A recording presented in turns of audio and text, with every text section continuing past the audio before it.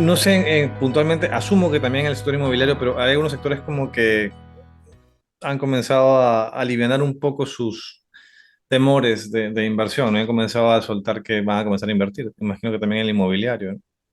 Creo que el sector inmobiliario ha tenido una represa cerrada y se ha, se ha empezado a chorrear antes de que cierre el año, las intenciones de compra, ¿no? Sí, Y también los proyectos que se presentan a fondo porque son los presupuestos de los fondos del próximo año. Entonces, viendo un poco a quienes ya han puesto en los ministerios y viendo ya la actitud en general, parece que hay optimismo, ¿no? Porque es gente técnica, es gente que ya se conoce, ¿no? Y ya se entiende cuáles son los objetivos.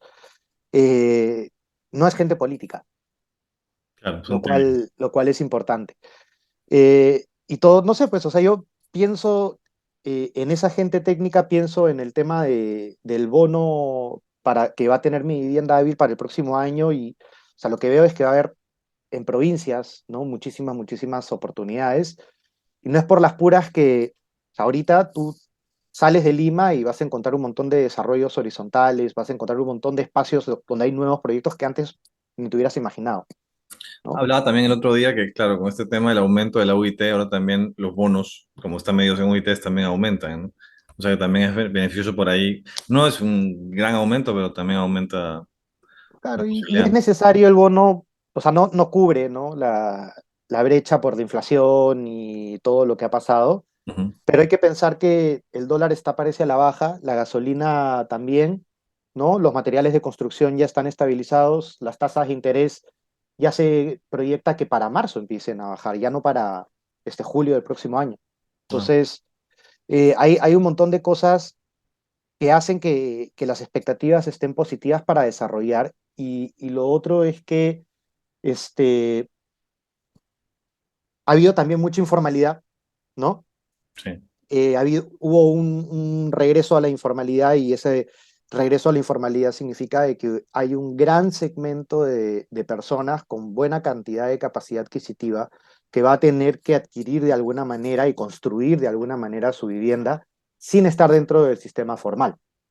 Ujú. Por eso es que ahorita estás viendo una proliferación enorme de desarrollo de habilitaciones urbanas, ¿no? Eh, bueno, y ahí hay todo un tema de discusión en cuanto a si eso es bueno o malo para la planificación y para el crecimiento de la ciudad, pero lo cierto es que eso ya está pasando, ¿no? Yo estaba pensando, claro, hablamos de que hay habido inversiones que están estancadas. Una parte por el tema político, en realidad hubieron muchas inversiones que se estancaron a nivel de construcción por el tema de la pandemia, y ahí se aguantaron, pero que después la pandemia ya, digamos que no desapareció, pero digamos que ya se flexibilizó. Y sin embargo, hay proyectos que se quedaron ahí sí por el tema político, pero ahora han comenzado ya a salir estos proyectos que están como que estancados o aguantando, que habían ya comenzado a construirse, ¿no? Y un caso es el tema de los centros comerciales, que una vez hemos conversado. Hay varios proyectos para el 2023 y también para el 2024 en zonas bastante clave, pero yo estaba pensando, claro, ¿qué ocurre, por ejemplo, a la hora que se desarrolla un proyecto de centro comercial? ¿Cómo se revaloriza? O sea, ¿qué otras posibilidades tiene esa zona luego para el tema inmobiliario? O sea, o es al revés, o es que primero está el desarrollo de viviendas y después es que llegan los centros ¿No? comerciales. En algunos casos es primero la densidad y en otros casos es primero el elemento, ¿no? Ujú.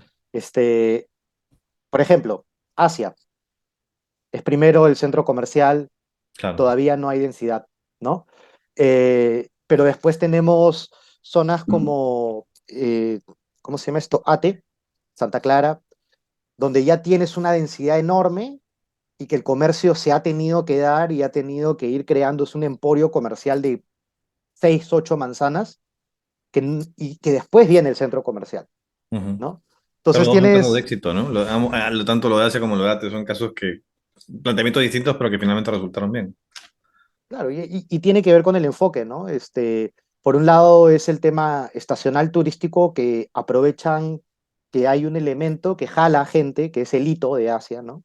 Y esta marca, va a cierto segmento en particular.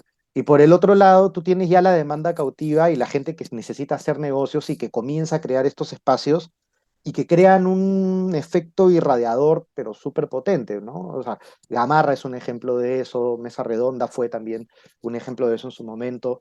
Eh, y qué es lo que tiende a pasar? Esos empiezan como galerías, un poco el fenómeno de los unicachi, ¿no? Que empiezan como galerías con esteras, con palitos a veces, o con triple que después se van formalizando, van creando agrupaciones, van comprando terrenos, ellos mismos se van financiando y poco a poco se van, como quien dice, volviéndose un emporio, ¿no? Eh, y eso, ese modelo, son los Unicachi, que son un grupo comercial del pueblo de Unicachi en la frontera con Bolivia, Ujú, este, que vinieron al Perú, estuvieron en el Perú creo que en la época de los 70s, 80s y así fueron creciendo y ahora tienen varios centros comerciales, ¿no?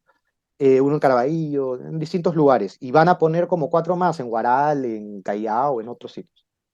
Y el formato son mercados, ¿no? Mercados, pero donde los amenities tienen un objetivo de integración social y de brindar un servicio básico como educación, salud. Entonces se complementa todos los servicios que en estas urbanizaciones que se han construido sin planificar, sin estructurar, ujú. no hay pues, ¿no?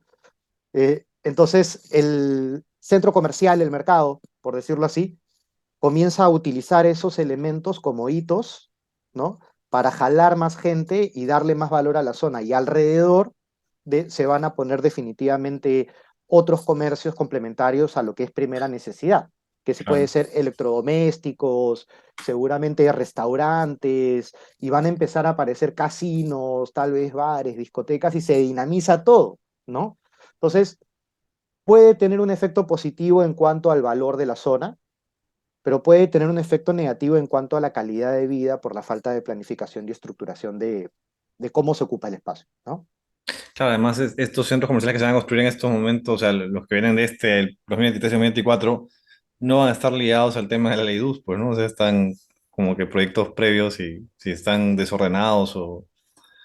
O sea, pero es que el centro comercial no responde a un plan urbano, ¿no? Sí, un plan urbano te dice, a estas zonas pueden ser comerciales, y viene un inversionista y dice, ya, de toda esta zona, acá me interesa desarrollar, ¿no? Ujú, Entonces, por ejemplo, ¿qué es lo que se ha dado con los centros comerciales post-COVID? Se han concentrado los desarrollos, ponte Lurín, ¿no? Nuevas zonas de desarrollo de vivienda social. ATE, nuevas zonas de desarrollo de vivienda social. Caraballo, San Martín, Los Olivos, nuevas zonas, ¿no? De desarrollo en proceso de densificación de vivienda social. ¿Y qué significa? Significa que los formatos que se han ido allá no son los formatos tradicionales, excepto en uno o dos casos que vemos en Lima Centro, sino son los mismos comerciantes que ya conocen su sector, ¿no? Que ya se han vuelto un emporio comercial y que ellos mismos han adquirido el terreno, han contratado los estudios, han contratado a los arquitectos, han buscado los fondos y están desarrollando. Entonces, ellos mismos ya son sus propios clientes y ya tienen a una base alrededor y conocen cómo es. mm. Entonces, se crea un efecto de identidad y de comunidad que va un poquito de la mano, ¿no? Con eso, pero principalmente son fines de vender comerciales y de vender alquilar vitrina de metro cuadrado comercial. Otro tema, otro punto ahí que he estado leyendo, o sea, estos proyectos en muchos casos ya no son, porque uno piensa en centros comerciales, piensa, no sé, pues en Plaza Miguel, en el Jockey, pero los proyectos que se están creando ahora son más pequeños, no son tipo strip center. Hay otro formato también que no es el strip center, que es más pequeño incluso, creo, ¿no? O sea, son una especie de mercado Edén con un edificio de otros usos encima, ¿no? Y algunas actividades conectadas. Por ejemplo, algunos tienen su patio de comidas, otros tienen zona de juegos, ¿no? Otros tal vez tienen zona de oreca o algo más corporativo, o sea, más dirigido a la estructura del comerciante en sí, ¿no? A depósitos, generación de valor agregado y ese tipo de cosas. Entonces, lo que está pasando finalmente es que tal vez es más un proceso de formalización de un estilo de hacer negocio y de un estilo de juntar dinero, ¿no? que se está dando porque es donde está yéndose la mayor cantidad de la población, ¿no? Mientras que los otros centros comerciales tradicionales como, no sé, pues Jockey Plaza o Salaberry o cualquier otro Real Plaza, ¿no? Ujú, Eh, lo que, lo que está pasando es que han tenido que cambiar, ya desde el 2014 creo, ¿no? Hay una especie de decline del interés en ir a visitar un centro comercial para comprar. Cada vez el e-commerce fue agarrando más importancia y también cada vez el productor local, el chiquito y no el gran industria, era el que iba adquiriendo más valor. Entonces, claro, tú le compras al vecino, al amigo, y esa era la economía que se estaba empezando a instaurar hasta la pandemia. ujú. Y la pandemia terminó de reforzar eso, ¿no? Entonces, los centros comerciales venían ya cayendo y se estaban más convirtiendo en parques de Entretenimiento. diversiones. Claro, ese era el enfoque que tenían de entretenimiento para atraer gente, para ver si finalmente compraban, pero la atracción era el entretenimiento. Pero ahora pareciera que están yéndose hacia otro lado, parece que se están convirtiendo más en ciudades comerciales, ¿no? Yo creo que el Jockey es un ejemplo clarito de esto, ¿no? O sea, tú tienes tu zona de entretenimiento, ¿no? Pero tienes salud, primera necesidad, ocio, ¿no? Un montón de cosas más. Entonces, Bancos, sí. Clúster de servicios, básicamente, una cosa así. claro, trámites y todo, pero, pucha, ¿tú qué sabes si tal vez mañana hace vivienda, ¿no? O sea, terrenos tienen. Ujú. ¿Qué sabes si mañana tal vez hacen coliseos? O qué pasa si hacen otra cosa? Eh, Después tienes Mall Plaza. Mall Plaza también está evaluando desarrollar, no puedo decir dónde, pero está evaluando desarrollar diferentes tipos de servicios complementarios a comercial. Y esos diferentes tipos de servicio son parecidos a lo que está pasando en el Yoke y eso no es casualidad, Ujú, ¿no? ¿Qué pasa? Los centros comerciales ahora tienen que tener anclas, ¿no? Más allá del interés de hacer las compras para que tú seas parte del día a día o ellos mismos generar la densidad habitacional suficiente para crear su propio negocio. Entonces, más allá de los eventos, parece que el centro comercial ya está adquiriendo otra nueva ok. capa de transformación. Pero hay un tipo de inversiones que veía, cuando antes leías el periódico salía un montón de inversiones en centros comerciales, Ujú. que finalmente algunos sí se hacían, otros no. La mayoría se hacían finalmente. Y otros que hablaban siempre eran de proyectos de hoteles. Era como que los dos grandes bloques de grandes proyectos que no eran así las mega proyectos de infraestructura, pero que siempre estaban ahí en el tintero. De hotelería, por ejemplo, no veo que hayan. Hay proyectos sí que son de remodelaciones o son cambios, pero no hay tanta inversión en eso. Entiendo que tendrá que ver con un tema de la demanda de turismo global, que igual está más errática, en cambio el consumo está más estático. ¿Qué tipo de inversiones son las que tú has podido ver que van a ser en el tema de construcción inmobiliaria? No sé, los que van a estar haciéndose más tangibles en el mediano plazo, en base a lo que tú has Ujú. visto. Mira, déjame especular un poquito sobre el tema de hoteles porque no lo he llegado a reflexionar, ¿no? Sí, Entonces, dale, dale. esta va a ser una opinión fresca, por decirlo así, ¿no? Eh, Cuando se inicia todo el tema de la pandemia y ya más o menos pasa un tiempo, se esperaba cierta curva y ya por octubre o fue por agosto del 2020, ya más o menos tú decías, ya esto va para 2 años, va para 3 años, ¿no? Este, y lo que se esperaba en ese momento es que en ese periodo de 2 años se reactive el turismo, porque ya liberan, ¿no? Entonces era un buen momento para comprar suelo en zonas comerciales que sean a la vez turísticas, este, y que porque estaba barato ese suelo, porque todo estaba cerrado todavía, ¿no? Y que cuando se reactive el turismo, poder empezar a capitalizar más rápido, ¿no? Pero claro, una guerra de por medio, una serie de gobiernos en todo el mundo complicados, ¿no? Las consecuencias de inflación post pandemia y post todo eso, las expectativas, claro, ¿no? Parece que no han hecho de que inventan o entren más proyectos en el año pasado. Yo no he visto de que entren mucho. Y si han entrado, yo no he escuchado, porque sí habían entrado hace 2 años o 2 años y medio. Son proyectos que tienen que ver más con remodelaciones y acomodar, o sea, son cadenas de menor escala, ¿no? De menor, que no sé cómo se maneja en hotelería, pero menos estrellas, Claro. sí, por ahí. Es que tal vez tenga que ver con que ahora, o sea, tener una habitación con todos los servicios lo puedes reemplazar con un Airbnb y un aplicativo de delivery. Este, No, y ahí ponte, hay una pero competencia, ¿no? en ese caso, esa sería una tendencia en general en hotelería que se sentiría a nivel global. Yo o sea, no he leído en todo caso a nivel de tendencia que en general la hotelería, o sea, lo que veo es que sí, hay dos cosas, ¿no?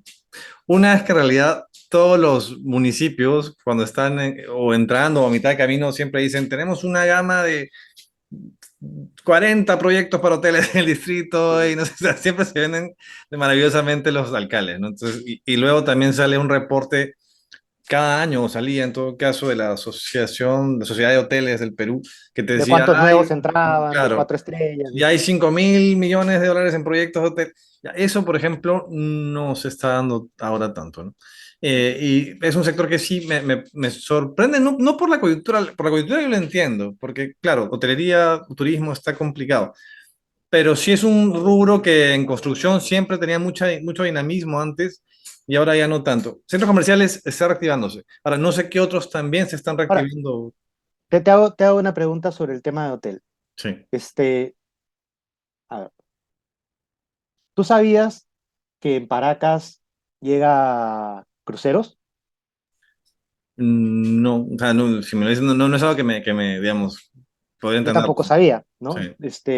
Me enteré hace poco y digo, pucha, qué mal que está la comunicación en el turismo. Y después, ahorita lo que me ha hecho clic es que el turismo no va a crecer en la medida que el aeropuerto Jorge Chávez no esté terminado. Sin embargo, sí, o sea, hay una serie de proyectos que están estancados en el tema de hoteles. Igual se enfocan mucho en todavía en Miraflores, Mm. por ahí alguno en Surco, pero Miraflores es como que el gran bloque, ¿no? Entonces, lo que hacen ahí básicamente es remodelar hoteles que ya existen, porque no hay espacio para cosas nuevas. Tampoco tenía mucho sentido crear hoteles en espacios a las afueras de Lima, ¿no? Porque, sí, pues. Ahí hacen cabañas. Ha habido booms de cabañas de casas de campo para alquilar. Tú has visto en el norte, en el sur, en Urubamba, por todos lados. En el sector, que hay que tener en cuenta para que no, digamos, a ver, te puede ir bien y te puede ir mal, va, relativo, o sea, este es un tema de cómo muevas tus cartas, pero ¿qué cosas tenías que tener en cuenta bajo la coyuntura actual para animarte a invertir en temas inmobiliarios el próximo año? O sea, mira, más que para animarte en invertir es cómo disminuyes tu riesgo, ¿no?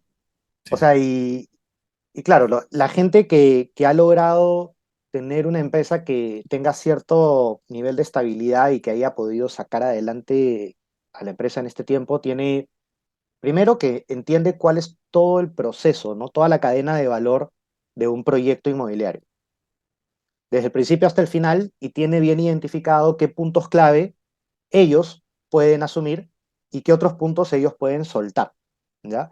Y esto te lo digo como ejemplo porque tú puedes contratar a una persona que es un muy buen arquitecto diseñador, ha ganado muchos concursos, pero no es un arquitecto especialista en desarrollo inmobiliario, tal vez de conjuntos residenciales con comercio, por Ujú. decirte un ejemplo, ¿no? Entonces, un muy buen arquitecto que tiene experiencia específica y se ha especializado en eso, te puede resolver ese proyecto en 2, 4 meses y estás en 6 meses u 8 en la municipalidad aprobada. 6 meses, ¿ah? Un arquitecto que tú lo tienes indoors, que no tiene la experiencia necesaria, es muy buen diseñador, pero tú sabes, ¿no? Necesitas ponerle 2, 3 personas más para que apoye, que tú estás supervisando. En 4 o 6 meses te resuelve el proyecto y de ahí te rebota en la municipalidad, te rebota en la municipalidad, te rebota y en un año tienes tu proyecto aprobado. Entonces ahí estamos hablando de 6 a 4 meses de tiempo de todo el equipo de la inmobiliaria o sea, te puede costar no identificar que ese proceso es mejor tercerizar. O sea, si tu equipo es costo eficiente, manténlo. Si tu equipo no es costo eficiente, Ya. tercerízalo. Y después No. voy a Ujú. publicar ahí el equipo está haciendo infografías de esto, ¿no? Eso está en las redes de más. o en las tuyas. Además, los vamos a publicar después, todavía no está hecho. Pero la idea es un poco justamente estábamos creando esta, no herramienta, sino esta infografía para poder explicar cuáles son los procesos, ¿no? En esos procesos, por ejemplo, tenemos la planificación inicial general de cualquier proyecto. Tú tomas la decisión de invertir y necesitas entender cuáles son todos los stakeholders, ¿no? Cuáles son todas las acciones que puedes hacer, a qué público vas a ir, cuánto tienes para invertir y con eso más o menos ya sabes qué tamaño de terreno vas a necesitar, pues, ¿no? Entonces, la planificación general es eso. Ahí tú no puedes tercerizarlo, tú puedes pedir asesorías pequeñas nada más, pero la decisión está en ti, en tu capacidad de análisis, en los contactos que tienes y todo, ¿no? Después de esa decisión, después tú tienes que identificar los distintos puntos o terrenos que pueden ser interesantes para ese modelo de negocio que has identificado, ¿no? Y una vez que ya los tienes identificados, eso lo puedes hacer tú o lo puede hacer un equipo de agentes o un equipo de otras personas que estructuren proyectos, ¿no? Una vez que haces eso, ya pasas a la siguiente etapa, que es analizar. Cuando tú ya quieres analizar en profundidad es porque prácticamente has tomado la decisión de comprar el terreno o de fondearlo, Ujú. ¿no? Y ahí se requieren dos escalas, pues, o sea, siempre uno tiene que informarse, tienes que ir a la cancha, tienes que ir a ver a la competencia, sensibilizar qué pasa en la calle, ¿no? Pero en momentos de incertidumbre sí se requiere hacer ahí un doble clic y buscar especialistas porque se requiere también casuística, y para tener casuística tienes que haber tenido una cantidad de años, por lo menos haber estado en dos o tres crisis anteriores para entender cómo funcionan las cosas, ¿no? Ya, claro. Eso falta en muchas empresas, ¿no?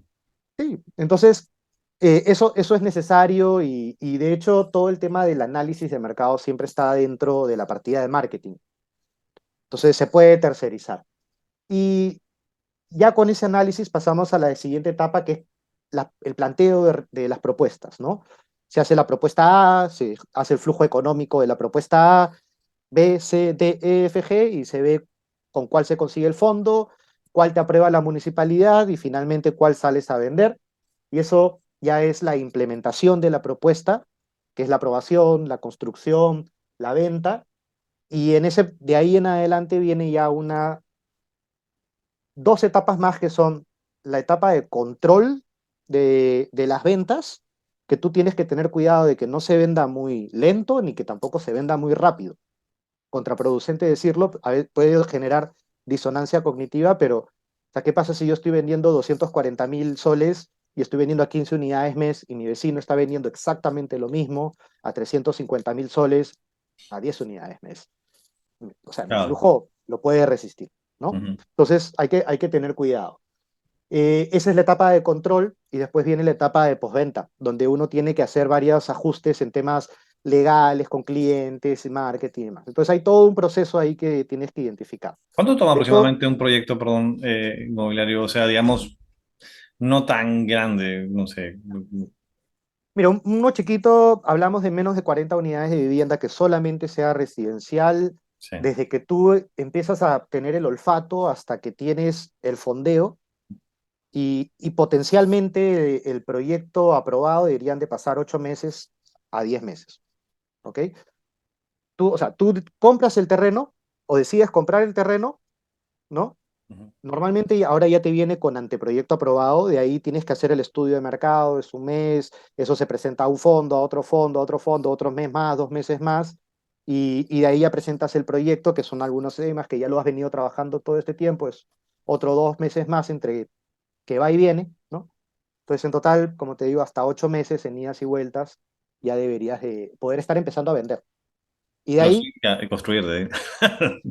de ahí tienes que vender el 25% para empezar a construir, la Ah, famosa preventa, ¿no? ya.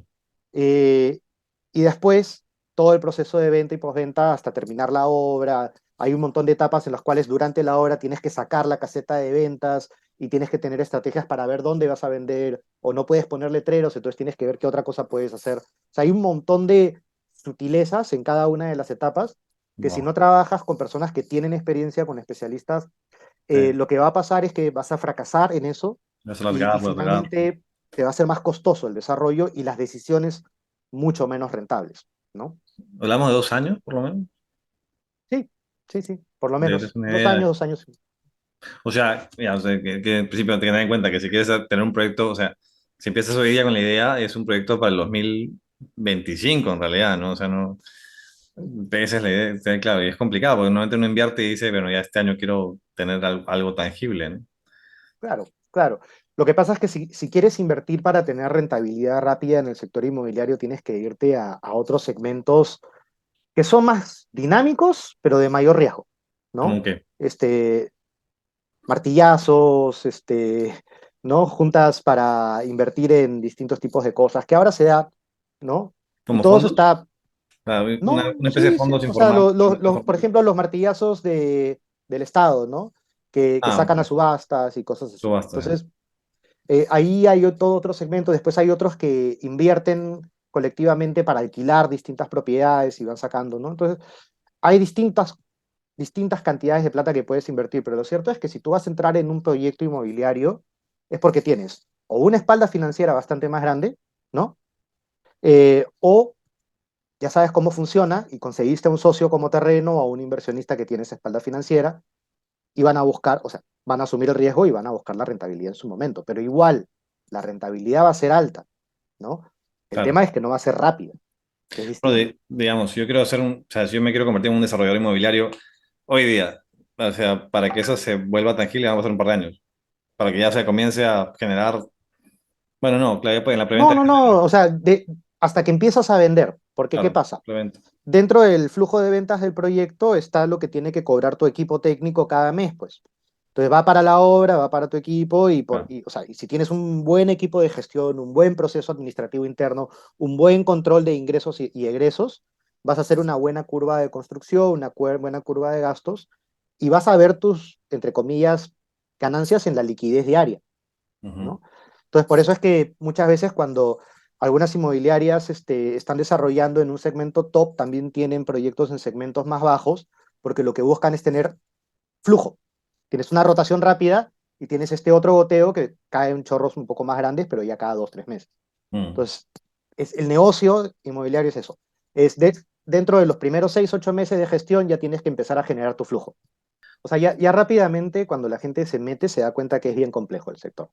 Claro, y Este, no saber ese tipo de cosas te pueden retrasar mucho más un proyecto y finalmente terminas perdiendo mucha más plata de la que pudiste perder si es que tuviste en cuenta estas posibilidades, ¿no? Claro, y no solo eso, sino que dependiendo de la etapa de que esté en el proyecto, o sea, si estás en la etapa inicial, estás en la construcción o estás en la venta, postventa, hay distintos riesgos, pues, que tienes que evaluar, ¿no? O sea, porque cuando tú estás en la etapa inicial, yo- ese es el momento más crítico del proyecto, es el momento de la concepción del producto, ¿no?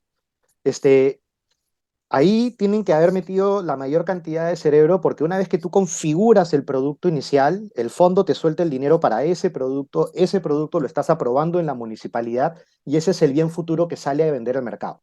Mm, Entonces, ese producto se va a vender a una velocidad y es la que va a estructurar todo el flujo. Para que ese producto calce, tienes que entender los riesgos y el perfil del sector de la ciudad, tienes que entender las características demográficas de donde estás ubicado, tienes que entender cómo tu fuerza comercial va a tomar estrategias para poder llegar a ponerse, captar la intención, el interés, la atención, ahí junté las dos palabras, el interés, la atención para generar la venta, pues, ¿no? El famoso AIDA. claro. Este, y tienes que evaluar también a tu competencia para ver dónde se les está funcionando, dónde no cometer así los mismos errores.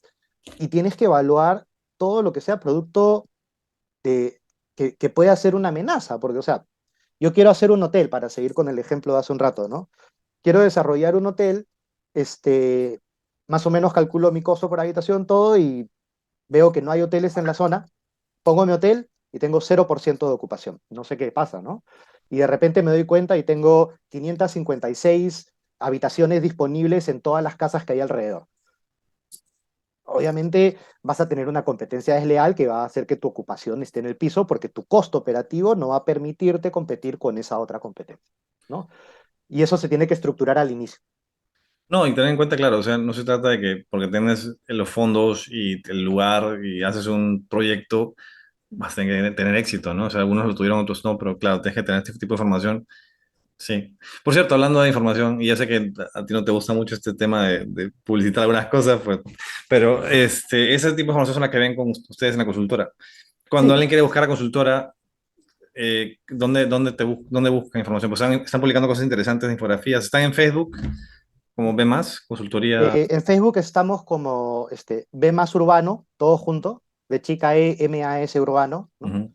En LinkedIn también, bueno, tengo un YouTube que está con mi nombre, Fernando Velarde, ¿no? Tengo TikTok. ahí cuatro o cinco. Sí, está también. Hemos entrado dos, Este, están eso. ahora también estoy en TikTok. Está interesante porque, o sea, yo siempre he querido motivar a las personas que en Facebook y en Instagram me comenten para poder sensibilizar, pues, ¿no? O sea, ¿qué quieren Ujú. saber? Si no, ¿qué les comunico? Y en realidad en tu sector hay un montón de gente que quiere invertir, pero que en realidad no tiene mucha idea de cómo, ¿no? Porque claro, está esta idea también de que si tienes dinero, o sea, no lo puedes dejar dormido, y ¿en qué invierto? En activos. Entonces, claro, a veces tienes temas de autoconstrucción, pero muchas veces tienes bastante más fondos y quieres invertir, lo más lógico que se tiene en la cabeza es activos. Entonces me meto en el tema, pero no es tan simple como simplemente tengo la plata y me meto, ¿no? Tienes que tener en cuenta muchas variables.